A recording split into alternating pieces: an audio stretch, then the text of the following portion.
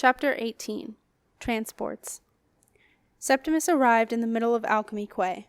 As the blanketed feeling of the transport wore off, he was relieved to find he had judged it perfectly. Transports into confined spaces were difficult and dangerous. Septimus was not officially allowed to do them, but, unlike much magic which required a clear head, a transport was made more accurate by distress, and right then Septimus had that by the bucketful. He stood still, allowing the last vestiges of magic to drift away. Septimus did not want to move. He wanted to stay right where he was, and never ever have to walk over to the right-hand arch and peer down into the depths. But he knew he must do it. He had to know what had happened. Feeling as if he were wearing lead boots, Septimus walked slowly across the quay to the right-hand archway. A terrifying feeling of vertigo came over him as he approached the black hole in the middle of the bricks. Unlike Marsha, thought Septimus, he knew about the huge drop that lurked behind them. Septimus inspected the jagged hole in the bricks. There was a large bite out of the bricks, at about shoulder height, exactly at the place where he would have expected Marsha to grab hold of them. Very, very carefully Septimus leaned forward. "Marsha?" he called down into the darkness, tentatively. The sound fell into the blackness and died. "Marsha?" Septimus called more loudly, and then, "Marsha? Marsha, can you hear me?" There was no response, just a heady sense of the emptiness below his feet. Septimus stepped back from the drop and leaned against the wall to steady himself. Of course there was no reply, he told himself. How could there be? Maybe, he thought, Marsha hasn't been here at all. Maybe the mortar had suddenly given way, and the bricks had fallen on their own. Maybe... It was then that Septimus saw something he really did not want to see. A small jade button lying on the ground beside the fire globe. He bent down to pick it up and cradled it in his hand. He knew what it was. A button from Marsha's shoes. She had been complaining that Terry Tarsal had not sewn them on properly. A wave of despair washed over him. Recklessly, Septimus leaned into the darkness of the shaft. "Marsha!" he yelled. "Marsha!" As the sound died away, Septimus stumbled out from the archway and heard a very faint something that made him think his mind was playing cruel tricks. "Septimus." He stopped. A shiver ran down his spine. It was Marsha's voice. It was her ghost calling to him. Septimus stared at the gaping hole in the brickwork, half expecting to see Marsha's ghost float out of it. "Septimus." There it was again, behind him. Septimus spun around. Nothing. The quay was empty. Slowly, silently, he walked out of the arch, listening hard. Tippy-tap, tippy-tap, tippy-tap-tap. The lapis lazuli of the labyrinth lit up, glowing a brilliant blue with its streaks of gold glistening. A figure in purple hurried out and screamed. "Septimus! Oh, Septimus!" Marsha hurled herself toward Septimus and enveloped him in her cloak. "You're alive! I thought you were dead. I thought you'd fallen." "Me too," said Septimus, holding on to Marsha. "Me too."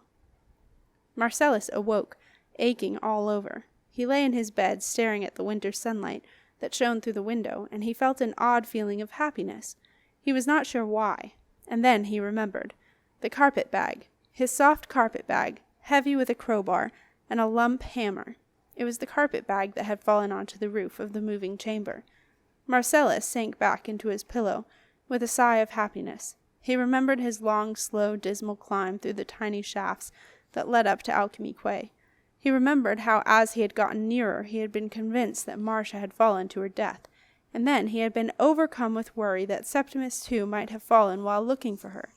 By the time he had emerged onto the quay, Marcellus was very nearly in a state of collapse, and at the sight of Marsha sitting on the edge of the quay, with her arm around Septimus, he had felt happier than he had ever remembered, which was odd considering how annoying Marsha was. But it had been wonderful when Marsha had grabbed his hands and told him in response to all his questions that yes, it was her. Yes, she was real. "Well, well, well," muttered Marcellus, smiling to himself. He reached out for his timepiece on his bedside table and squinted at it. 9 o'clock. He had 3 more hours in bed before he was due to see his new apprentice. The old alchemist closed his eyes, and soon the sound of snoring filled the room. In the house on the other side of Snake Slipway, Lucy was excited. She had just found a note that had been pushed under the front door. She rushed into the kitchen. "Cy! Cy! Look, it's from Marcellus." At the kitchen table, over a pot of coffee, Simon read out the note to Lucy. Dear Simon, my sincere apologies for breaking our appointment last night. I regret to say that I was detained by circumstances beyond my control and could not get a message to you. However, all is now resolved. Would it be convenient for you to renew our appointment for midday today?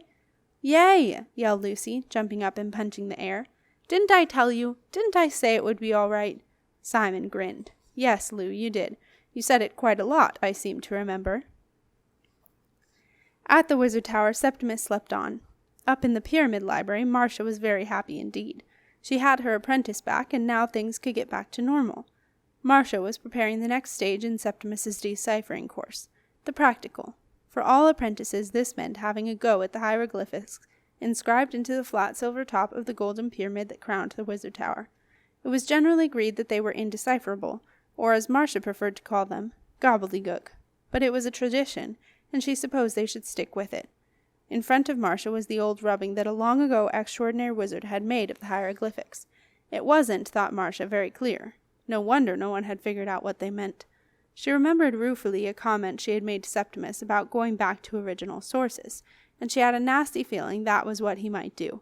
He would take himself to the very top of the pyramid and sit there, working it out. Or, at the very least, go up there to do his own rubbing.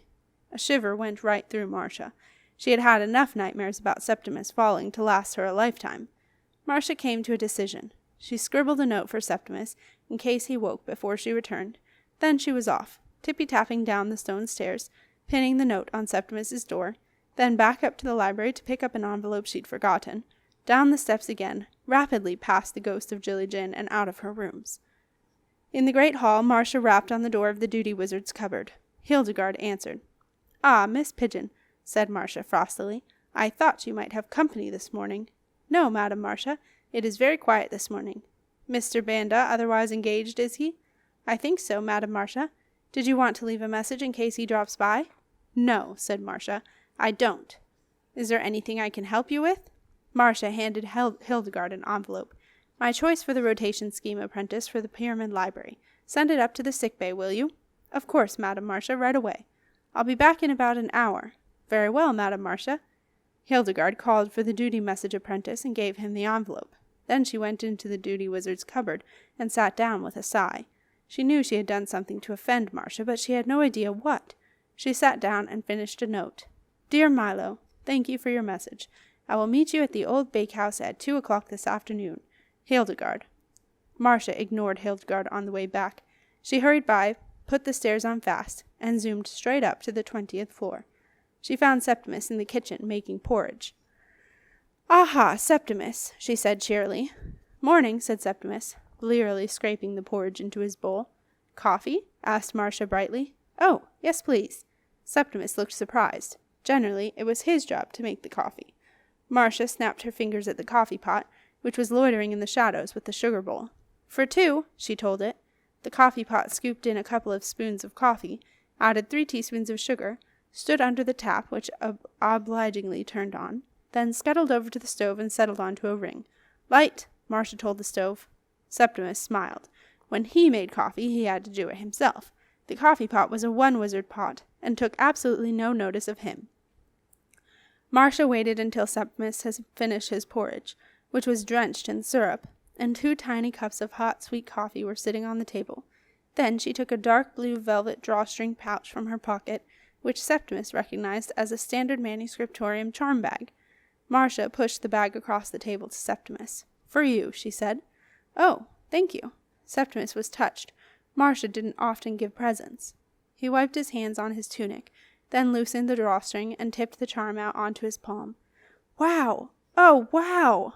Septimus could not believe it. Lying in the middle of his slightly sticky palm was the flight charm. He had forgotten how delicate and beautiful it was, a simple gold arrow covered with intricate swirling patterns. But what Septimus loved most about it were the 2 delicate little silver wings that sat on top of its somewhat misshapen flights, fluttering gently as if to greet him, after its long sojourn inside a dark urn in the vaults of the manuscriptorium. These were the wings that Marsha had given him when she had first asked him to be her apprentice, and it was these that Septimus had missed so much after Marsha had confiscated the flight charm. There are conditions to its use, said Marsha. You are only to use it when on apprentice duties in the wizard tower. At all other times, it is to be kept on the charm shelf in the library. Understood? Yes, totally understood. Septimus didn't care about any conditions.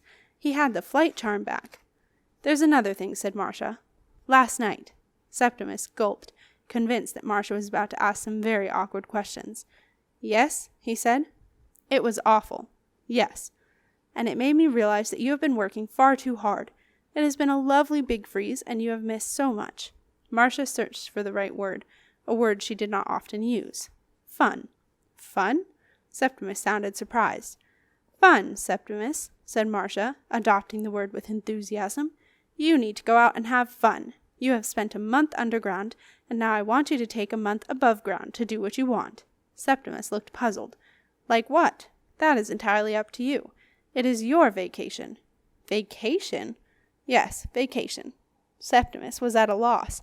But what am I going to do? Marsha had it worked out. What you are going to do, Septimus, is fun. Septimus smiled. All right, he said. I can do fun, if you insist. You look better already, said Marsha. Off you go, and forget all about that ghastly underground stuff. I'll try. Septimus wished he could forget, but the unblinking red eye of Fyre was imprinted on his brain. Whenever he closed his eyes, he saw it. He longed to go back and see it again. He longed to know what it was, crouching below the castle like a living creature. And most of all, he longed to tell Marsha all about it.